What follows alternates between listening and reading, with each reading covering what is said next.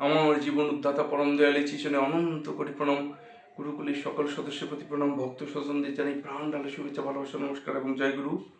আজকের আলোচ্য বিষয় সংসারে শান্তি লাভের জন্য কি করা উচিত, সেই বিষয় নিয়ে আমার গল্পের মধ্য দিয়ে আলোচনা।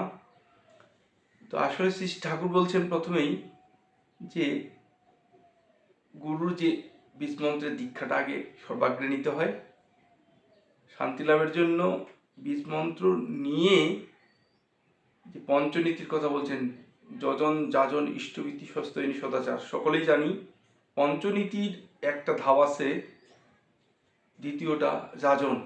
এই যাজন করার জন্য ঋত্বিক দেবতা এক বাড়িতে গেছেন। সেই মধ্যবিত্ত এক পরিবার, সেই পরিবারে একেবারে অশান্তিতে ভরে আছে, ডুবে আছে। গৃহকর্তা মদের নেশায় চুর থাকে, মাদকাসক্ত, এবং পরিবারের লোকজনের খোঁজখবর সে নেয় না। বাজার ঘাট থেকে শুরু করে খরচ এগুলা করার কোনো সময় নাই। সন্তান স্কুলে যাবে সে খেয়ালও তার নাই। স্ত্রী কাপড় চোপড় দরকার, এগুলারও খবর নাই। পিতামাতা বৃদ্ধ অসুস্থ মানুষ, তার চিকিৎসাপত্রের দরকার, সেই দিকে কোনো ভ্রুক্ষেপ নাই। পরিবারের মানসিক অবস্থা একেবারে বিধ্বস্ত। এমন অবস্থায় শ্রী শ্রী ঠাকুরের যে ভক্ত ঋত্বিক দেবতা, সে ঋত্বিক দেবতা যাজন করতে গেছেন সেই বাড়িতে। ঋত্বিকদের কাজ যাজন করা, কর্মীদের কাজই তো, সে কারণে গেছেন। গিয়ে বাড়ির গৃহকর্ত্রী মাটাকে বলছেন কেমন আছেন।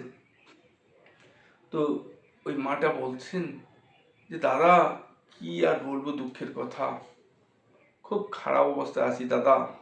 খারাপ কথা বলতেও হয় না, কিন্তু নিরুপায় হয়ে মিথ্যে কথা বলতেও ইচ্ছা করছে না। আমরা খুব কষ্টে আছি, যদিও জমি জায়গা আছে, কিন্তু সেগুলা যে আবাদ করে এগুলা দেখাশোনা করার কোনো সময় আমার কর্তার নাই। এগুলা দুঃখের কথা যখন বললেন, তো ঋত্বিক দেবতা বললেন কেন মা, কি হয়েছে, কি কি কারণে আপনার স্বামী কর্তা ওই সমস্ত দেখাশোনা করে না, কি কারণে ব্যস্ত তিনি। তো এইভাবে জানতে যখন চাইলেন, তখন মাটি বললেন যে আমার ওই স্বামী কর্তা কি করেন, ওই বলতে হয় না, কিন্তু আপনি যখন নাসরবান্দা শুনছেন তখন আপনাকে বলতেছি যে সে মদ খেয়ে, মদের নেশায় চুর থাকে, সে ফুর্তি করে। ওই যে আমাদের সবচেয়ে বাড়ির সুন্দর ঘরটা, সেইখানে ওই উনি বৈঠক করেন লোকজন নিয়ে। তো এমন অবস্থায় বাড়ির অবস্থা খুব করুণ। কি করা যায় দাদা, একটু উপায় আপনি যদি বলেন, আপনি সাধু সজ্জন মানুষ। হ্যাঁ, তো এইবার ঋত্বিক দেবতা বললেন মা, আপনার বাড়িতে আপনাদের দীক্ষা হয়েছে। বলে দীক্ষা হবে কেমন করে বাবা, কর্তায় তো ধর্মের দিকে নাই, মদের নেশায় সবসময় চুর থাকে, ব্যস্ত থাকে। মা এক কাজ করেন, কর্তাকে আমি বলবো, বুঝাবো, সর্বাগ্রে আপনি দীক্ষা নেওয়ার চেষ্টা করেন, ছেলে মেয়েদেরও নেওয়ার চেষ্টা করেন। হ্যাঁ, দেখবেন কর্তাও নিয়ে নিবে আস্তে আস্তে আস্তে আস্তে। মাটাকে কোনো রকম বুঝাই সুঝাই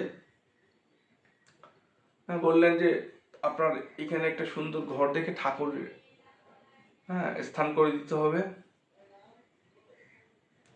কর্তাকে ডাকেন। এই কর্তাকে ডেকে ঋত্বিক দেবতা একটু বুঝায় সুঝায় বললো যে একটু ঠাকুরের জন্য আসনের দরকার, ঘরের দরকার।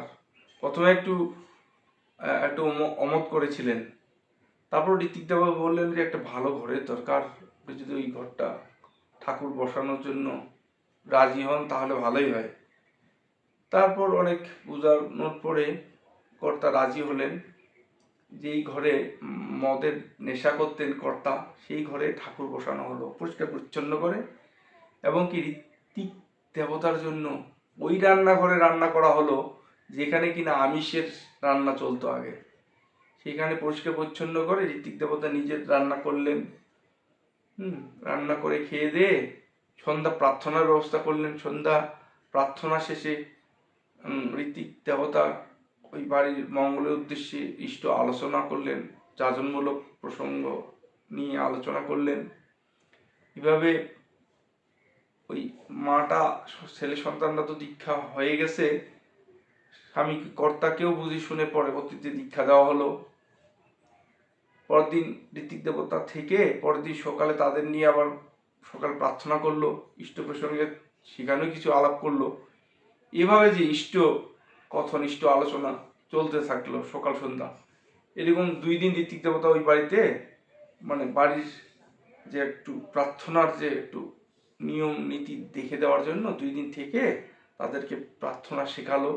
মোটামুটি যতটুকু পারা যায় এই সময়ের মধ্যে প্রার্থনা শিখিয়ে ওই বাড়ির একটা পরিবেশটা পরিবর্তন করে দিল, চেঞ্জ। যেখানে অশান্তিতে ছিয়ে থাকতো সবসময় সর্বদা, বাড়ির লোকজনের মুখে একটু হাসি ফুটে আসলো। হ্যাঁ, সবাই এক টানে, ঐক্য টানে প্রার্থনায় রত ছিলেন। এইভাবে ওই বাড়িতে ধীরে ধীরে ধীরে শান্তির দেখা মিলল। তো দেখেন শুরুটা কি কষ্টের ছিল ওই বাড়ির জন্য, ওই সংসারের জন্য, কিন্তু ঋত্বিক দেবতা গিয়ে ধীরে ধীরে ধীরে ঠাকুরের বিশ্রামে দীক্ষা দিয়ে যাজন করে তাদেরকে উদ্বুদ্ধ করে সকাল সন্ধ্যা প্রার্থনা ধরিয়ে দিয়ে ওই বাড়ির লোকজনের মনে একটা শান্তি ফিরে নিয়ে আসলেন। তো এটা কিভাবে সম্ভব হলো? ঠাকুরের দীক্ষা এবং ঠাকুরের যে সকাল সন্ধ্যা প্রার্থনা, সময় মতো টাইম টু টাইম প্রার্থনা এবং এই যে যাজনের মধ্য দিয়ে, ইষ্ট আলোচনার মধ্য দিয়ে সেটা ধীরে ধীরে ধীরে ধীরে ফিরে আসলো। আসলে আমাদের প্রত্যেকের জীবনের উদ্দেশ্য যে ঈশ্বর প্রাপ্তি, কারণ আমরা কথা দিয়ে এসেছি, মানে মানব জন্মে আসার পূর্বে মাতৃগর্ভে ভগবানের সঙ্গে 7 মাস বয়সে একটা যোগসূত্র হয়, সেই সময় আমরা কথা দিয়ে আসি। সে কারণেই আমাদের এই ভূমিষ্ঠ হওয়ার পরে ভাগবত কর্ম করাই আমাদের সত্তার উদ্দেশ্য। সেটা যদি আমরা ঠিকমতো করতে পারি তাহলেই মনের শান্তি, আর না করতে পারলেই অশান্তি। তো শুধু ভক্ত স্বজন দাদা ও মায়েরা আসেন, সকলে মিলে আমাদের প্রতিশ্রুতি, মাতৃগর্ভে থাকা অবস্থায় যে প্রতিশ্রুতি দিয়েছি, সেই প্রতিশ্রুতি রক্ষার জন্য আমাদের ইষ্টকর্ম, ভাগবত কর্ম করা একান্তই কর্তব্য। আসেন আমরা প্রত্যেকে সেই কর্তব্য কর্মে রত থাকি। এই বলে আমি আমার আলোচনা এখানে বিদায় নিলাম। সবাইকে আনন্দ। জয় গুরু।